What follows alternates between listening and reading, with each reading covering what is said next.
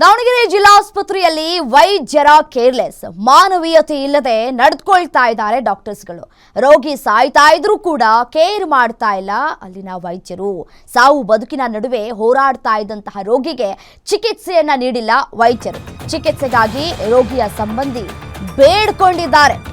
ಕರುಣೆಯನ್ನು ಕೂಡ ತೋರಿಸಿಲ್ಲ ವೈದ್ಯರು. ಕೊನೆಗೆ ಚಿಕಿತ್ಸೆ ಸಿಗದೆ ಮೃತಪಟ್ಟಿದ್ದಾರೆ ಹನುಮಂತಪ್ಪ. ಜಗಳೂರು ತಾಲೂಕಿನ ಮುಗ್ಗಿದ ರಾಗಿಹಳ್ಳಿ ಗ್ರಾಮದ ಹನುಮಂತಪ್ಪ ಸಾವನ್ನಪ್ಪಿದ್ದಾರೆ. ಕಳೆದ 3 ದಿನದ ಹಿಂದೆ ಚಿಕಿತ್ಸೆಗೆ ದಾಖಲಾಗಿದ್ರು ಹನುಮಂತಪ್ಪ. ಹೊಟ್ಟೆಯಲ್ಲಿನ ಕರುಳು ಬೇನೆಯಿಂದ ಬಳಲ್ತಾ ಇದ್ರು ಹನುಮಂತಪ್ಪ. ಆದರೆ ಸರಿಯಾದ ಚಿಕಿತ್ಸೆ ನೀಡದೆ ಸರ್ಕಾರಿ ಆಸ್ಪತ್ರೆ ವೈದ್ಯರು ನಿರ್ಲಕ್ಷ್ಯವನ್ನ ತೋರಿದ್ದಾರೆ. ಬೇಡ್ಕೊಂಡ್ರು ಅದು ನನ್ನ ಪೇಷಂಟ್ ಅಲ್ಲ ಅಂತ ಹೇಳಿ ನಿರ್ಲಕ್ಷ್ಯವನ್ನ ವಹಿಸಿದ್ದಾರಂತೆ. ಕೊನೆಗೂ ಚಿಕಿತ್ಸೆ ಸಿಗದೆ ಆಸ್ಪತ್ರೆಯಲ್ಲಿ ಕೊನೆಯುಸಿರೆಳೆದಿದ್ದಾರೆ ರೋಗಿ. ಹನುಮಂತಪ್ಪ ಅನ್ನೋರು ಆಸ್ಪತ್ರೆಗೆ ದಾಖಲಾಗಿ ಚಿಕಿತ್ಸೆಯನ್ನ ಪಡ್ಕೊಳ್ತಾ ಇದ್ದಂತಹ ಸಂದರ್ಭದಲ್ಲಿ ಮತ್ತಷ್ಟು ಹೊಟ್ಟೆ ನೋವು ಶುರುವಾಗಿದೆ. ದಯವಿಟ್ಟು ಚಿಕಿತ್ಸೆಯನ್ನ ಕೂಡ ಕೊಡಿ ಅಂತ ಹೇಳಿ ವೈದ್ಯರ ಬಳಿ ಮನವಿ ಮಾಡಿಕೊಂಡಿದ್ದಾರೆ. ಆದ್ರೆ ವೈದ್ಯರು ನಿರ್ಲಕ್ಷ್ಯವನ್ನ ತೋರಿಸಿದ್ದಾರೆ. ಯಾರ್ ಪೇಷಂಟ್ ಆದ್ರೆ ಏನು ಸ್ವಾಮಿ, ಚಿಕಿತ್ಸೆಯನ್ನ ಕೊಡಬೇಕಾಗಿರೋದು ವೈದ್ಯರ ಕರ್ತವ್ಯ. ವೈದ್ಯೋ ನಾರಾಯಣ ಹರಿ ಅಂತ ಯಾಕೆ ಕರಿತೀವಿ ನಾವು?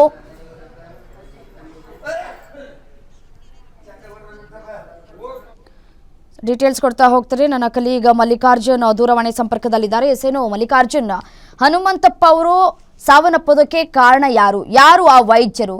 ಯಾಕೆ ವೈದ್ಯರ ಕೆಲಸ ಏನಂತೆ? ಚಿಕಿತ್ಸೆ ಕೊಡತಾನೆ ಅವ್ರ ಕೆಲಸ?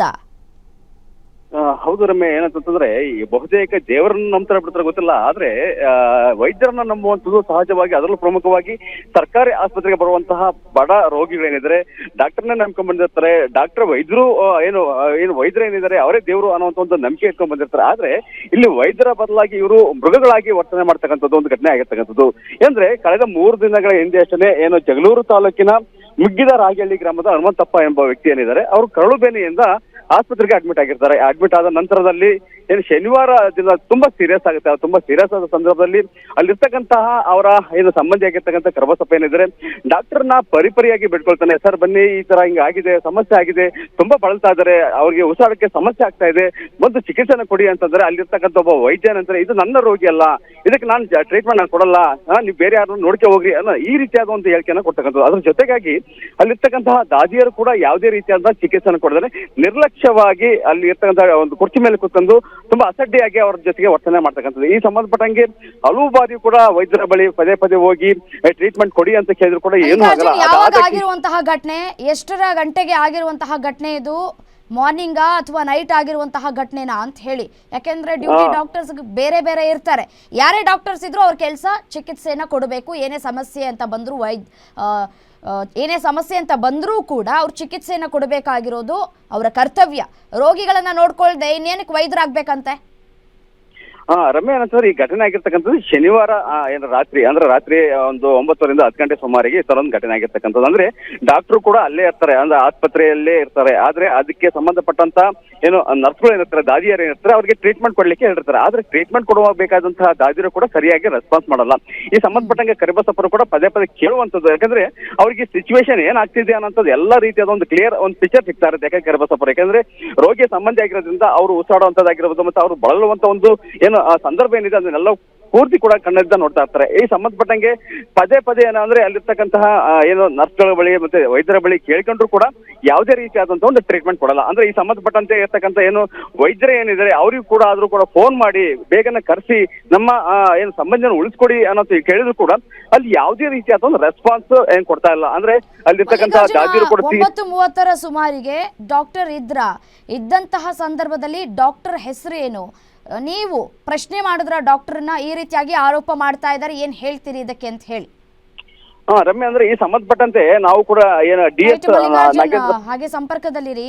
ರೋಗಿಯ ಸಂಬಂಧಿ ನಮ್ಮ ಜೊತೆ ದೂರವಾಣಿ ಸಂಪರ್ಕದಲ್ಲಿದ್ದಾರೆ ಕರಿಬಸಪ್ಪ. ಸರ್ ನಮಸ್ತೆ, ನನ್ನ ಧ್ವನಿ ಕೇಳಿಸ್ತಾ ಇದೆ ಅಂತ ಭಾವಿಸ್ತೀನಿ. Madam ಕೇಳಿಸ್ತದೆ madam. ಸರ್ ಶನಿವಾರ ರಾತ್ರಿ ಏನಾಯ್ತು ಸರ್? ಹನುಮಂತಪ್ಪ ಅವರಿಗೆ ಯಾಕೆ ಟ್ರೀಟ್ಮೆಂಟ್ ಕೊಟ್ಟಿಲ್ಲ? ವೈದ್ಯರು ಏನ್ ಹೇಳಿದ್ರು ನೀವು ಕರೆದಂತ ಸಂದರ್ಭದಲ್ಲಿ ಅಂತ? ಮೇಡಮ್ ಆಕ್ಚುಲಿ ಅಲ್ಲಿ ಸೀನಿಯರ್ ಡಾಕ್ಟರ್ ಅಂತ ಯಾರು ಇರ್ಲಿಲ್ಲ ಮೇಡಮ್. ಅಲ್ಲಿ ಯಾರೋ ಒಬ್ರು ಡಾಕ್ಟರ್ ಇದ್ರು ಮೇಡಮ್, ಅವ್ರು ಸ್ಟೂಡೆಂಟ್ ಅಂತ ಅನ್ಕೊಳ್ತೀನಿ ನಾನು. ಅವ್ರನ್ನ ರಿಕ್ವೆಸ್ಟ್ ಮಾಡ್ಕೊಂಡೆ ಬಂದ್ಬಿಟ್ಟು ಸ್ವಲ್ಪ ಅವ್ರು ಉಸಿರಾಡಕ್ ಆಗ್ತಿಲ್ಲ ಸರ್, ಬಂದು ನೋಡ್ಕೊಳ್ರಿ ಅಂತ. ಸರ್ ಹೋಗಿ ನಿಂತ್ಕೊಳ್ಳಿ ಅಲ್ಲಿ ನಾನು ಬರ್ತೀನಿ ಅಂತ ಹೇಳಿದ್ರು ಸರ್. ಮೇಡಮ್ ಹೋಗಿ ಒಂದು 20 seconds ವೆಯ್ಟ್ ಮಾಡಿದೆ ನಾನು. ನೋಡಕ್ಕಾಗದೆ ಮತ್ತೆ ರಿಕ್ವೆಸ್ಟ್ ಮಾಡ್ಕೊಂಡೆ, 3 ಸಲ ರಿಕ್ವೆಸ್ಟ್ ಮಾಡ್ಕೊಂಡೆ ಮೇಡಮ್. 3 ಸಲ ರಿಕ್ವೆಸ್ಟ್ ಮಾಡ್ಕೊಂಡ್ರು ಕೂಡ ಆ ವ್ಯಕ್ತಿ ಬರಕ್ ರೆಡಿ ಇರ್ಲಿಲ್ಲ ಅಲ್ಲಿಗೆ. ಮತ್ತೆ ಅಲ್ಲಿರ್ತಕ್ಕಂಥ ಸಿಸ್ಟರ್ಗಳ ಹತ್ರ ಹೋಗ್ಬಿಟ್ಟು ಡಾಕ್ಟರ್ ಹೆಸರೇನು ಅದನ್ನಾದ್ರೂ ಹೇಳ್ರಿ, ಅಟ್ಲೀಸ್ಟ್ ನಾನು ಅವ್ರನ್ನಾದ್ರೂ ಕಾಂಟ್ಯಾಕ್ಟ್ ಮಾಡ್ತೀನಿ ಅಂತ ರಿಕ್ವೆಸ್ಟ್ ಮಾಡ್ಕೊಂಡೆ. ಅವರು ಕೂಡ ಯಾರು ನನ್ನ ಡಾಕ್ಟರ್ ಹೆಸರು ಗೊತ್ತಿಲ್ಲ ನಮ್ಗೆ, 1 ನಿಮಿಷ ಇರಿ ಕೇಳಿ ಹೇಳ್ತೀನಿ ಅಂತ ಹೇಳ್ಬಿಟ್ಟು ಆ ಕಡೆ ಈ ಕಡೆ ಓಡಾಡ್ತಾ ಇದ್ರು ಹೊರತು ಅಲ್ಲಿ ಪೇಷಂಟ್ ಹತ್ರ ಯಾರು ಬರ್ಲಿಲ್ಲ. ಮತ್ತೆ ಅದೇ ವ್ಯಕ್ತಿನ ಮತ್ತೆ ನಾನು ರಿಕ್ವೆಸ್ಟ್ ಮಾಡ್ಕೊಂಡ್ರು ಕೂಡ ನಾನು ಬರೋದಿಲ್ಲ ಕಣಯ್ಯ, ನಾನು ನೋಡೋದಿಲ್ಲ ಅಂತ ಅಂದ್ರು ಮೇಡಮ್ ಅವರು. ಅದಾದ್ಮೇಲೆ ಒಂದು 45 ಮಿನಿಟ್ಸ್ ಮೇಡಮ್, ಅವ್ರು ನನಗೆ ಸಂಬಂಧಪಟ್ಟ ಪೇಷಂಟ್ ಅಲ್ಲ ಅಂದ್ರು ಮೇಡಮ್ ಅವರು. ಇನ್ನೊಬ್ರು ಒಂದು 40 ಮಿನಿಟ್ಸ್ ಆದ್ಮೇಲೆ ಇನ್ನೊಬ್ರು ಅಸಿಸ್ಟೆಂಟ್ ಡಾಕ್ಟರ್ ಬಂದ್ರು ಮೇಡಮ್. ಅವ್ರು ಬಂದ್ಬಿಟ್ಟು ಯಾಕೆ ವಿಡಿಯೋ ಮಾಡ್ತಿದ್ಯಾ ನಡಿ ಹೊರಗೆ ಅಂತ ಅಂದ್ರು ಮೇಡಮ್. ಏನಾಗ್ತಿದೆ ನನಗೆ ಗೊತ್ತಾಗ್ಬೇಕು ಸರ್, ಅಟ್ಲೀಸ್ಟ್ ಅವ್ರು ಬದುಕಿದಾರ ಸತ್ತಿದಾರ ಅಂತ ನಾನು ರಿಕ್ವೆಸ್ಟ್ ಮಾಡ್ಕೊಳ್ತಿದ್ದೀನಿ, ನೋಡ್ಬಿಟ್ಟು ಚೆಕ್ ಮಾಡಿ ಹೇಳ್ರಿ ಅಂತಂದು ಹೇಳಿದ್ರೆ, ಫಸ್ಟ್ ನೀನ್ ಹೊರಗೆ ಹೋಗು, ಯಾಕೆ ವಿಡಿಯೋ ಮಾಡ್ತಿದ್ಯಾ ಅಂದ್ಬಿಟ್ಟು ನನ್ನನ್ನೇ ಇಂಡಿಸ್ ತಳಿದ್ರು ಮೇಡಮ್. ಅದ್ ಯಾವನ್ ಕರ್ಕೊಂಡ್ ಬರ್ತೀಯ ಕರ್ಕೊಂಡ್ ಬಾ, ಏನ್ ಮಾಡ್ಕೊಳ್ತೀಯ ಮಾಡ್ಕ ಅಂತ ಹೇಳಿದ್ರು ಮೇಡಮ್ ನನಗೆ. ಸರಿ ಬಿಡಿ ಸರ್ ಆಯ್ತು ಅಂದ್ಬಿಟ್ಟು ನಾನು ಸುಮ್ಮನಾದೆ ಮೇಡಮ್, ಅಲ್ಲಿಗೆ ಸುಮ್ಮನಾದೆ. ಮತ್ತೆ ಇನ್ನೇನು ಮಾತಾಡಕ್ ಹೋಗಿಲ್ಲ. ಆಲ್ರೆಡಿ ಮತ್ತೊಬ್ಬ ಡಾಕ್ಟರ್ ಬಂದ್ರು ಮೇಡಮ್, ಏನ್ ಗಲಾಟೆ ಆಗ್ತಿರೋದೇನು ಏನಾಯ್ತು ಅಂತ ಕೇಳಿದ್ರು. ಅವ್ರ ಹತ್ರ ರಿಕ್ವೆಸ್ಟ್ ಮಾಡ್ಕೊಂಡಿದ್ದಕ್ಕೆ ಅವ್ರು ಚೆಕ್ ಮಾಡ್ಬಿಟ್ಟು, ಇಲ್ಲ ಸರ್ ಇದು ಡೆತ್ ಆಗಿದೆ, ಬಟ್ ನಾನು ಅಫಿಷಿಯಲ್ ಆಗಿ ನಾನು ಇದನ್ನ ಅನೌನ್ಸ್ ಮಾಡ್ತಕ್ಕಂಥ ಡಾಕ್ಟರ್ ಅಲ್ಲ ನಾನು, ಅವ್ರು ಯಾರು ಬಂದು ನೋಡ್ಬೇಕು ಅವ್ರು ಬಂದು ನೋಡ್ತಾರೆ ಸರ್, ಬಟ್ ನಾನ್ ಚೆಕ್ ಮಾಡಿರೋ ಪ್ರಕಾರ ಡೆತ್ ಆಗಿದೆ ಅಂತ ಹೇಳಿದ್ರು. ಇದು ಮೇಡಮ್ ಆಗಿದ್ದು. ಎಮರ್ಜೆನ್ಸಿ ವಾರ್ಡಲ್ಲಿ ಇದ್ರು ಮೇಡಮ್, ಎಮರ್ಜೆನ್ಸಿ ವಾರ್ಡಲ್ಲಿ ಇದ್ರು ಕೂಡ ಆಕ್ಸಿಜನ್ ಏನೋ ಹಾಕಿರ್ಲಿಲ್ಲ. ಕಣ್ಣು ಮುಂದೆನೆ ಜೀವ ಹೋಯ್ತು ಮೇಡಮ್. ಅಟ್ಲೀಸ್ಟ್ ಅವ್ರು ಬಂದು ಏನಾದ್ರು ಚೆಕ್ ಮಾಡಿದ್ರೆ ಏನಾದ್ರು ಆಗ್ತಿತ್ತೇನೋ, ಬಟ್ ಯಾರು ಬರ್ಲಿಲ್ಲ ಮೇಡಮ್ ಅಲ್ಲಿಗೆ. ಎಷ್ಟು ಬಟ್ ದಿನದಿಂದ ಆಮೇಲೆ ಬಂದೆ 2 days back madam, 2 days back admit ಮಾಡಿದ್ರು ಅವ್ರನ್ನ.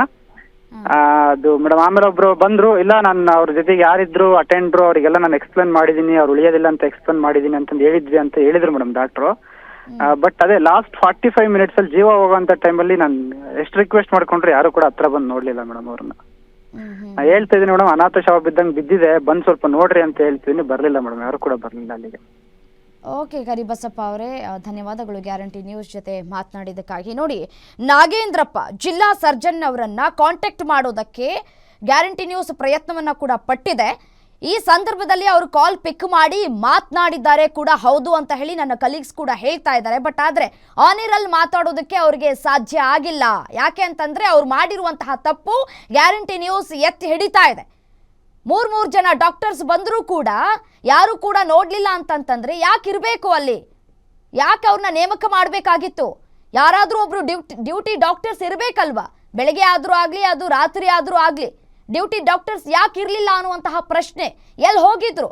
ಜೂನಿಯರೇ ಆದರೂ ಆಗಲಿ ಅಥವಾ ವಿದ್ಯಾರ್ಥಿಗಳೇ ಆದರೂ ಆಗಲಿ, ಮಾನವೀಯತೆ ದೃಷ್ಟಿಯಿಂದ ಆದರೂ ಬಂದು ನೋಡಬೇಕಾಗಿತ್ತಲ್ವಾ ಏನಾಗ್ತಾ ಇದೆ ಅಂತ ಹೇಳಿ.